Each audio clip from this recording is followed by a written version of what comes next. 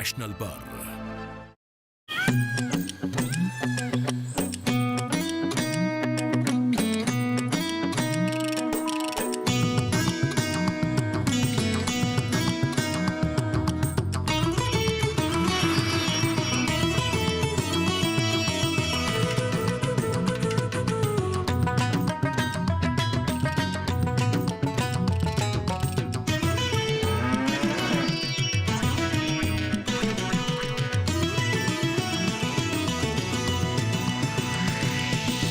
DD किसान, बदलते भारत की शान।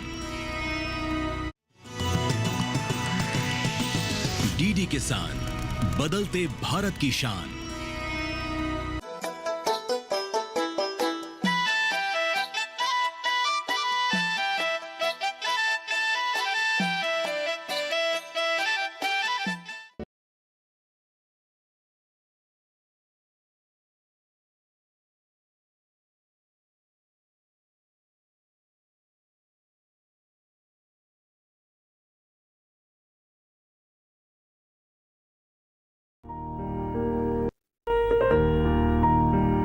आओ आओ, ये देखो, इसका दाम है 50 रुपया। ये जो है 200 रुपया। देखो देखो, इसका 200। ठीक है, समझ गया ना? गया?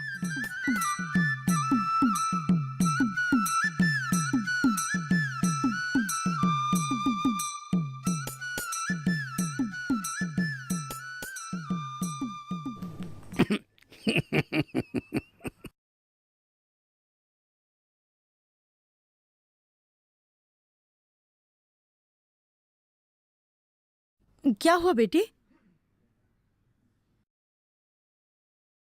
तुम इतने गुमसुम क्यों बैठी हो? अभी तक तुमने कुछ खाया भी नहीं। क्या हुआ? कुछ हुआ है क्या? माँ, मैं और उस दुकान पे काम करने नहीं चाहूंगी। मेरी दुकान की मालिक ठीक नहीं है माँ। बहुत ही गंदी नजरों से वो मुझे देखते रहते हैं और काम के बहाने वो मेरे शरीर पे हाथ लगाते रहते हैं, गंदी गंदी बातें भी करते रहते हैं। क्या? तुमने ये सब पहले मुझे क्यों नहीं बताया? मैं पहले समझी नहीं थी माँ, लेकिन अब मैं समझ गई हूँ। और तुम्हारी बातें सोचकर मैं अब तक सारी बातें सहन करते रही, लेकिन अब मैं और सहन नहीं कर सकती। उसने सारी हदें ही पार कर दी है माँ। वहां पर और मैं एक दिन के लिए भी नहीं जाऊंगी, चाहे पिताजी उसके लिए मुझे मार ही क्यों ना डाले। तुम चिंता मत करो, मैं तुम्हारे पिताजी से बात करूंगी। इतने गंदे आदमी के पास मैं तुम्हें किसी भी हालत पे नहीं भेजूंगी। चलो अभी खाना खा लो। तुम जाओ माँ, मैं आ रही हूँ। ठीक है, जल्दी आना।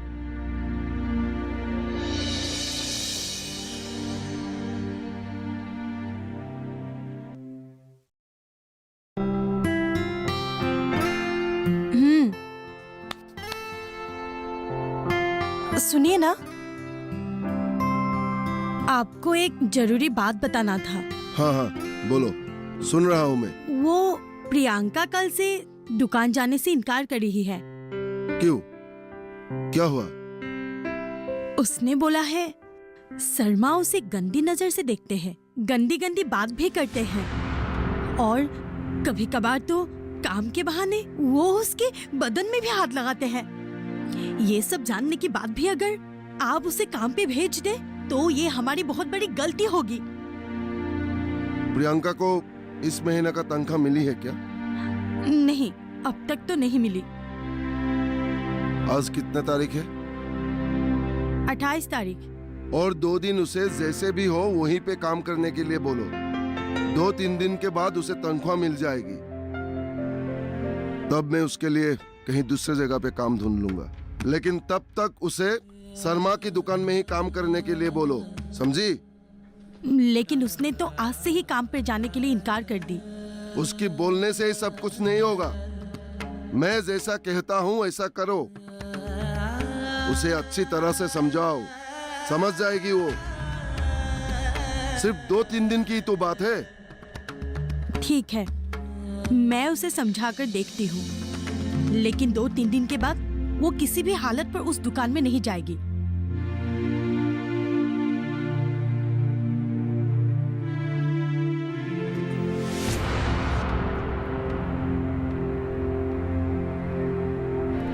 माँ, मैं काम पे जा रही हूँ। रुक रुक बेटी, मैं भी तेरे साथ आ रही हूँ। मुझे सपना मौसी के वहाँ जाना है। चल।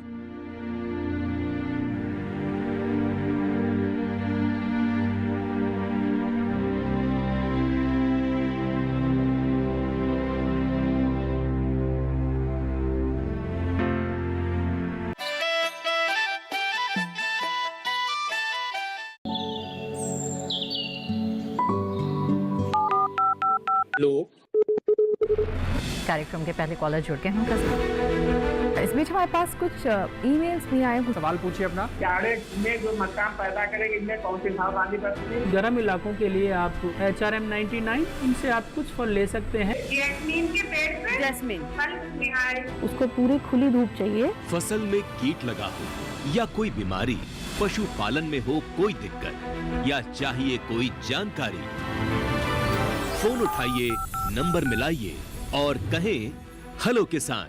सोमवार, बुधवार और शुक्रवार शाम 6 से 7 बजे सिर्फ DD किसान पर।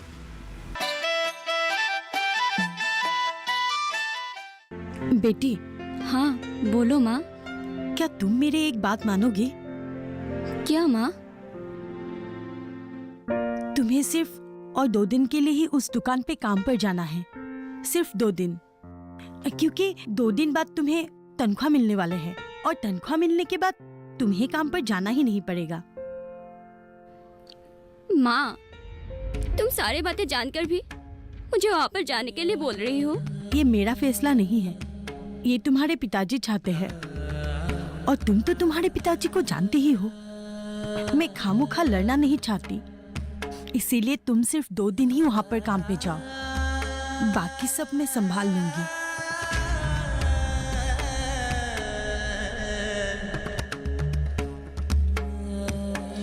लेकिन उन 2 दिनों में मेरे साथ अगर कुछ गलत हो जाए तो? तुम भी चुप मत बैठना, उसी वक्त उसको जवाब देके वहाँ से चली आना। तुम्हें कुछ नहीं होगा बेटी, मेरी आशीर्वाद हमेशा तुम्हारी साथ है। और एक बात, तुम तनख्वाह लेने तक दुकानदार को काम छोड़ने के बारे में कुछ मत बोलना। ऐसे दिखाना जैसे कि कुछ हुआ ही नहीं, सब पहले जैसे है। ठीक है माँ, मैं सिर्फ तुम्हारे लिए 2 दिन काम पर जाऊंगी, लेकिन उसके बाद मुझे तुम वहाँ पर जाने के लिए मजबूर नहीं करोगे। ठीक है बेटी, कभी कुछ नहीं कहूंगी।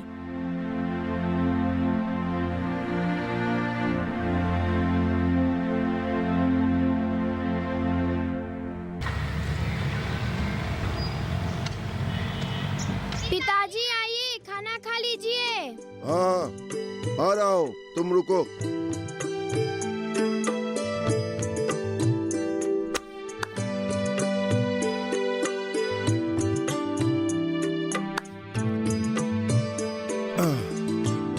तुम्हारी माँ क्यों नहीं आई? माँ सपना मौसी के घर गई है, इसीलिए। हाँ, तो अब तुम जाओ, मैं खाना खा के डब्बा अपने साथ लेके जाऊँ। हाँ ठीक है पिताजी। और एक बात, तुम्हारी दीदी दुकान गई है कि नहीं? हाँ गई है। ठीक है, अब तुम जाओ। हाँ, मैं चलती हूँ हाँ। पिताजी।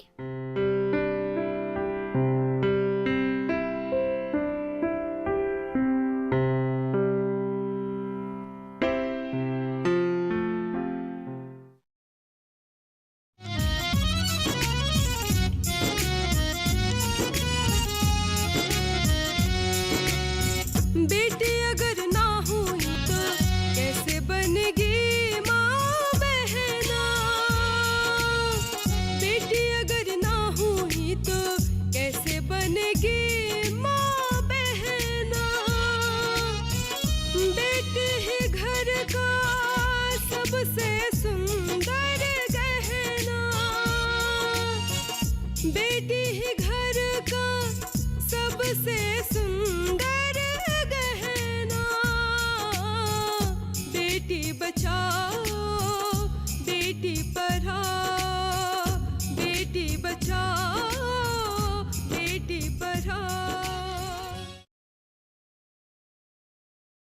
तो ये बात है।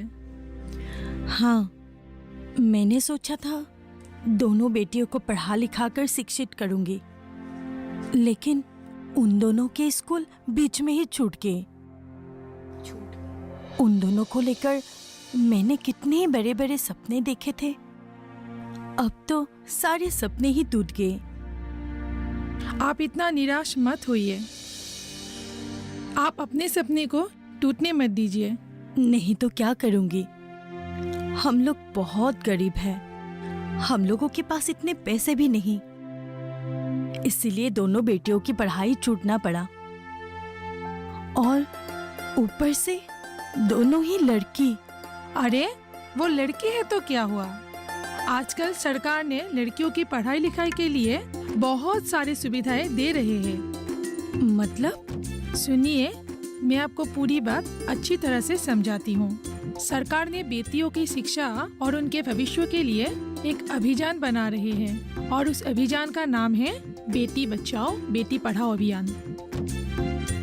इस अभियान के तहत सरकार ने 10 वर्ष की आयु तक लड़कियों के नाम पर बैंक में अकाउंट खोलने की सुविधा भी दे रही है। तब तो ये बहुत बढ़िया बात है, जिसके जरिए तुम अपनी बेटियों को पढ़ा भी सकते हो और उन्हें वक्त आने पर ब्याह भी दे सकते हो। ये सब बातें तो मुझे पता ही नहीं था। इसके अलावा लड़कियों की दक्षता विकास के लिए सरकार ने मुफ्त की ट्रेनिंग के बंदोबस्त भी की है। तब तो हम हमारी लड़कियों की ब्याह और शिक्षित होने में निश्चिंत रह सकते हैं। हाँ हाँ, क्यों नहीं, लेकिन तुम्हें भी थोड़ी हिम्मत दिखानी पड़ेगी और शैलेंद्र भैया को समझाना पड़ेगा। जैसे भी हो, प्रियंका और तुलिका को शिक्षित करके उनकी सपनों को साकार करना पड़ेगा, लेकिन आपको और थोड़ा मेहनत करके पैसा जमा करना पड़ेगा। अब तो पता चल गया। अब अपने दोनों बेटियों को फिर से स्कूल जाने की तैयारी कीजिए, नहीं तो उसका भविष्य खराब हो जाएगा। हाँ, ये तो है ही। मुझे ये सब बारे में तो समझ में आ गया, लेकिन उन्हें कौन समझाएंगे? शैलेंद्र भैया को? हाँ। आप फिक्र मत कीजिए, मैं 1-2 दिन के अंदर ही आपके घर में आकर उन्हें सारी बातें समझा दूंगी। हाँ, आप आना जरूर, भूल मत जाना, क्योंकि ये मेरे दोनों बेटियों की भविष्य की सवाल है। हाँ हाँ, मैं जरूर आऊंगी, आप चिंता मत कीजिए। तब तो ठीक है, अब मैं चलती हूँ। ठीक है, मुझे भी एक मीटिंग के लिए जाना है। ठीक है।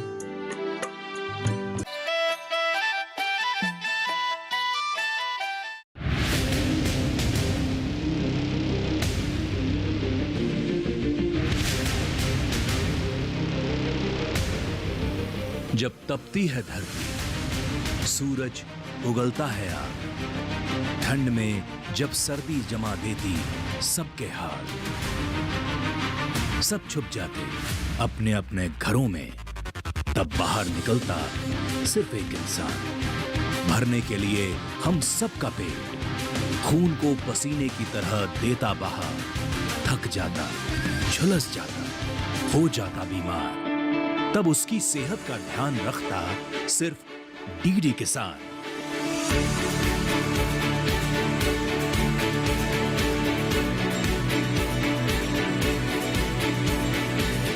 देखिए स्वस्थ किसान शनिवार शाम 6 बजे लाइव, सिर्फ दूरदर्शन किसान चैनल पर।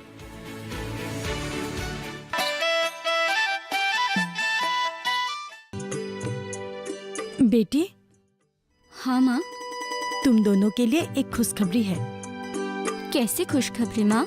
आज मैं सपना मौसी के वहाँ गई थी। वहाँ उसने मुझे लड़कियों की पढ़ाई के लिए और बेटियों के भविष्य की सुरक्षा के लिए एक अभियान के बारे में बोला है। अभियान? हाँ, अभियान।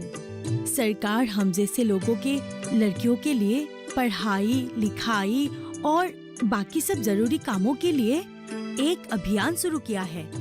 ये तो बहुत अच्छी बात है। हाँ, अब तुम दोनों जल्दी ही स्कूल जा सकोगी, फिर से पढ़ाई लिखाई कर सकोगी। सच माँ? हाँ सच, लेकिन थोड़ा सब्र करना पड़ेगा, क्योंकि तुम्हारे पिताजी को ये सब समझाने में थोड़ा समय लगेगा और उन्हें समझाने के लिए खुद सपना मौसी ही हमारे घर एक दिन आएंगे। तब तो ठीक है, नहीं तो तुम्हारे समझाने से पिताजी समझने वाले नहीं है। वो तो मुझे भी पता है। क्या बोला? सरकार लड़कियों को पढ़ाएंगे? देखो भैया, ये सब दिखावा है, ऐसा कुछ नहीं होता। ये सब हम लोगों को ठगाने का एक तरीका है। हाँ वही। शायद तुम सही बोल रहे हो। धीरे धीरे ये बात मुझे भी समझ आ रहा है। नहीं तो आप ही सोचिए, हमारे देश में इतने सारे लोग हैं, कितनी सारी लड़कियां हैं, उन सारी लड़कियों की पढ़ाई की खर्च सरकार उठाएगी, उनके भविष्य के बारे में सोचेगी? ये संभव नहीं है भैया। वो तो पैसा निकलने के लिए ये सब करता है और कुछ नहीं। हाँ, ये तुम बिल्कुल सही बोल रहे हो। अरे भैया, बसंत हमेशा सही बोलता है। मैं आपका सही दोस्त हूँ, इसीलिए मुफ्त का सलाह दे रहा हूँ। ध्यान से सुनिए। रुको, पहले चाय पी लेते हैं। मल्टी भाई, चाय लेके आइए।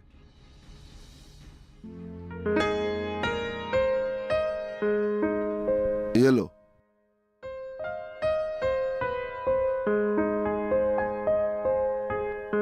हाँ, अब बोलो। मैं बोलता हूँ, आप ये सब झमेले में मत पड़िएगा। हाँ। नहीं तो बाद में पछताना पड़ेगा, कह देता हूँ। हाँ, ये सब बातें मुझे भी पता है, इसीलिए मैं भी इन सब सरकारी झमेले में पड़ना नहीं चाहता हूँ। हाँ, ये ठीक बोल रहा है। हाँ, यही सही होगा आपके लिए। हाँ, तो तुम दोनों बैठो, मैं चलता हूँ। ना जल्दी? हाँ, आज एक काम है, इसीलिए। अच्छा, तो आप चलिए, हम दोनों आते हैं। हाँ। तो समझ गए ना? हाँ, समझ गए। लेकिन एक बात है। क्या? आप लोगों के प्रियंका के नाम पर अब ये अकाउंट नहीं खुल सकेगा। क्यों? प्रियंका की उम्र अब तो 10 साल से ज्यादा हो गए है।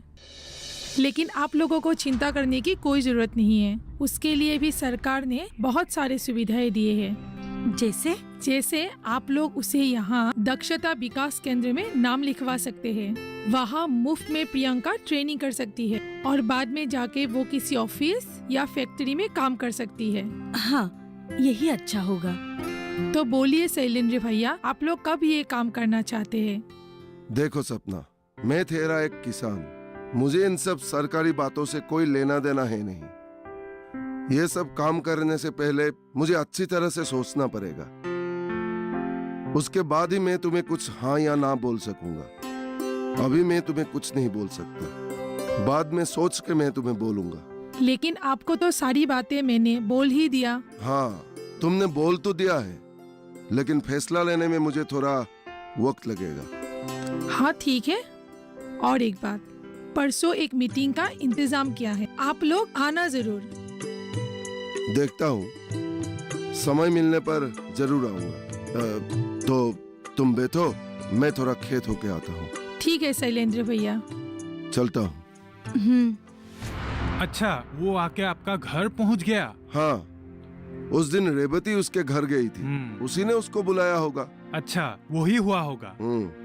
लेकिन मैंने भी उसे साफ साफ बोल दिया है कि इन सब बातों में मुझे कोई दिलचस्पी नहीं है। अच्छा, तो उसने क्या बोला? उसने मुझे हमारे गांव में परसों होने वाले एक मीटिंग में जाने के लिए बोला है। मैंने उसे साफ साफ इनकार नहीं किया है, लेकिन मेरे बातों से उसे पता चल गया है कि मैं इन सब बातों में पढ़ने वाला नहीं हूँ और मैं मीटिंग में भी आने वाला नहीं हूँ। बहुत अच्छा किया आपने।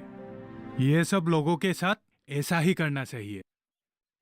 ये लोग अपना फायदा निकालने के लिए ये सब योजना के जरिए लोगों को उल्लू बनाते फिरते हैं। हाँ, ये तुमने बिल्कुल सही बोला। हाँ, तो आप बैठिए, मैं चलता हूँ। ठीक है, जाओ, शाम को मिलते हैं। हाँ हाँ जरूर। ठीक है।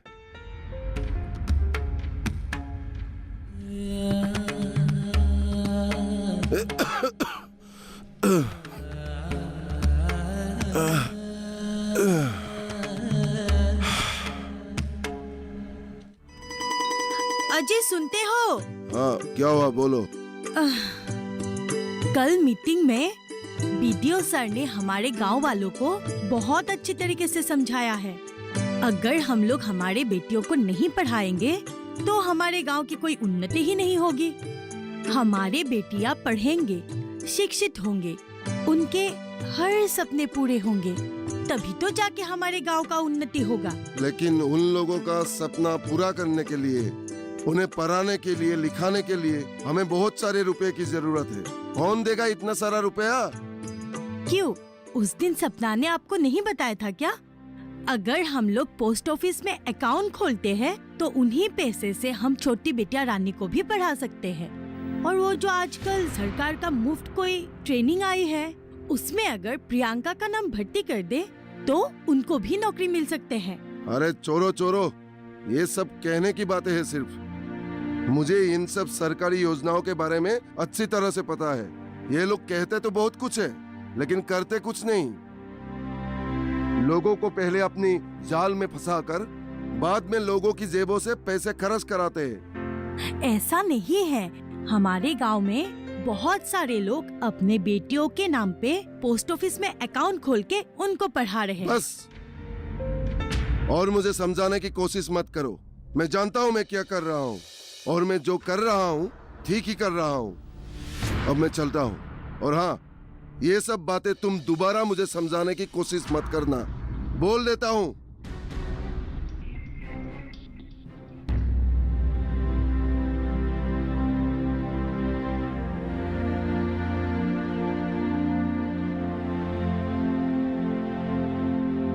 मेरी माँ ने मेरे पिताजी को समझाने की पूरी कोशिश की, लेकिन पिताजी के दिलों से यह बात कभी दूर ही नहीं हुआ कि सिर्फ लड़का ही कमा सकता है और माता पिता का देखभाल कर सकता है।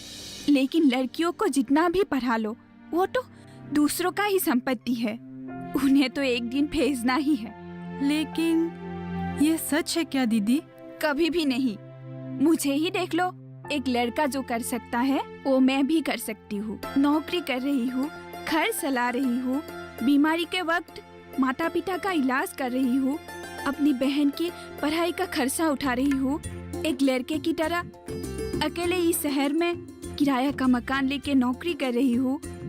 हर हफ्ते गांव जाकर अपने बीमार पिताजी का इलाज कर रही हूँ। वो तो है। आप ही बताइए दीदी, अब मैं क्या करूँ? कैसे पढ़ा लिखा कर आप जैसे बनाऊं? तुम्हें उसकी चिंता करने की कोई जरूरत नहीं है। मैं हूँ ना, मैं सब समझा दूंगी, वो समझ भी जाएगा। जाओ, तुम अपनी काम करो, मैं भी ऑफिस जाती हूँ। ठीक है दीदी।